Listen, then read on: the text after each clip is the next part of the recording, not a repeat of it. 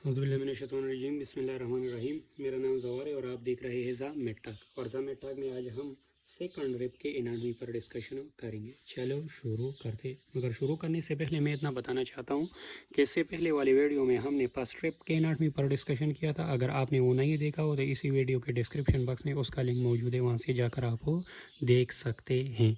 आज के इस वीडियो में हम सेकंड रिप पर बात करेंगे। चल शुरू करते। सबसे पहले जो सेकंड रिप होते हैं ना, इसका लेंथ फर्स्ट रिप के निस्बत दुगना होता है। और अगर हम इसकी कर्वेचर की हवाले से बात करें तो इसका कर्वेचर भी फर्स्ट रिप की कर्वेचर की तरह शार्प होता है। अब डियर स्टूडेंट, सबसे पहले अगर हम इसके पार्ट्स की हवाले से बात करें तो सेकंड रिप के 3 पार्ट्स होते हैं। एक पोस्टीरियर एंड होता है, दूसरा इंटीरियर एंड होता है, और ये दरमियान में जो हिस्सा आपको दिखाई दे रहा है इसे हम शाफ्ट कहते हैं। सबसे पहले हम इसके पोस्टीरियर एंड पर बात करते हैं। तो डियर स्टूडेंट, इसका जो पोस्टीरियर एंड होता है ना, इसमें एक क्या होता है, हेड होता है, और हेड में 2 डेमी पेसेट होते हैं। एक अपर पेसेट होता है पर हायर वर्टेब्रा एंड दूसरा लोअर पेसेट होता है पर लोअर वर्टेब्रा। और ये पेसेड रिब्स वर्टेब्रा के बॉडी से जॉइन होता है और कास्टो वर्टेब्रल जॉइन बनाता है। अब रिब हेड के बाद क्या होता है, एक कंस्ट्रिक्टेड एरिया होता है और इस एरिया को हम नेक कहते हैं। मगर आपने याद रखना है कि इसका जो नेक होता है ना, बाकी रिब्स की निस्बत शॉर्ट होता है और ये इसकी एक मुनफरिद हुसूसियत है। अगर हम फर्स्ट रिब की नेक की बात करें तो आप देख सकते हैं तो इसका जो नेक है ये लॉन्ग होता है as compare to second rib. अब नेक के बाद रिब के पोस्टीरियर एस्पेक्ट पे क्या होता है, एक बोनी एलिवेशन होते हैं और इस बोनी एलिवेशन को हम ट्यूबरकल कहते हैं। डियर स्टूडेंट, इस ट्यूबरकल के 2 पार्ट्स होते हैं। एक ये वाला पार्ट होता है जिसे हम आर्टिकुलर पार्ट कहते हैं, और ये पार्ट वर्टेब्रा के ट्रांसवर्स प्रोसेस के साथ जॉइन होता है और कास्टो ट्रांसवर्स जॉइंट बनाता है। और ट्यूबरासिटी का ये जो पार्ट होता है ना, ये नॉन आर्टिकुलर पार्ट होता है। तो डियर स्टूडेंट, आपने याद रखना है कि सेकंड रिब में जो नॉन आर्टिकुलर पार्ट होता है वो ना, वो शॉर्ट होता है। अब इसके बाद क्या होता है जनाब, रिब का एंगल होता है, और एंगल के बाद क्या होता है जनाब, शाफ्ट होता है।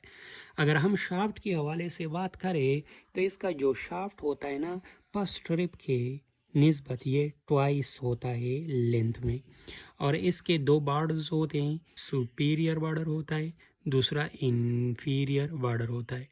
2 सरफेसेस होता है, एक होता है जनाब आउटर सरफेस होता है और तीसरा क्या होता है, इनर सरफेस होता है।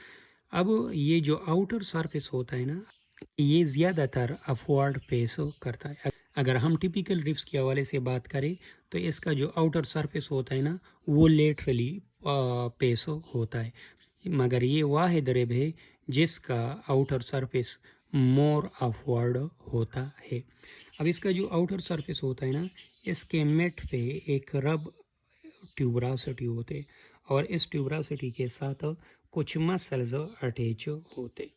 इस पर एक सेरेटस इंटीरियर मसल ओरिजिनेट होता है और इसके अलावा स्क्लेनस पोस्टीरियर मसल इस पर इंसर्ट होते हैं।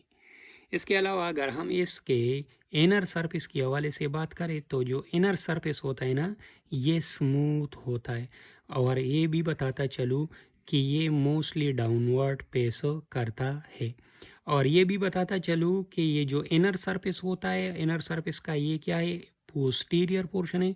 तो पोस्टीरियर पोर्शन पे आपको क्या दिखाई दे रहा है, एक कास्टल ग्रू दिखाई दे रहा है, जो ये कास्टल ग्रू आगे जाकर इंटीरियर एस्पेक्ट में डिसअपियर हो जाता है। दूसरी बात, और इसके अलावा आपने ये भी इसकी एक खुसूसियत याद रखनी है, अगर हम इस रिब को प्लेट सरफेस पे रख दे तो इसका इंटीरियर पोस्टीरियर एंड और इंटीरियर एंड दोनों एंड प्लेट सरफेस को टच करेंगे। इसी तरह अगर हम इसको प्लेट सरफेस पे रख दें तो इसका एक एंड सरफेस को टच कर रहा है और दूसरा एंड सरफेस को टच नहीं कर रहा। इसी तरह इसका एक इंटीरियर एंड होता है, तो रिब का ये इंटीरियर एंड सेकंड कास्टल कार्टिलेज के साथ मिलकर सेकंड कास्टो कांडल जॉइंट बनाता है। तो डियर स्टूडेंट, ये था आज का लेक्चर।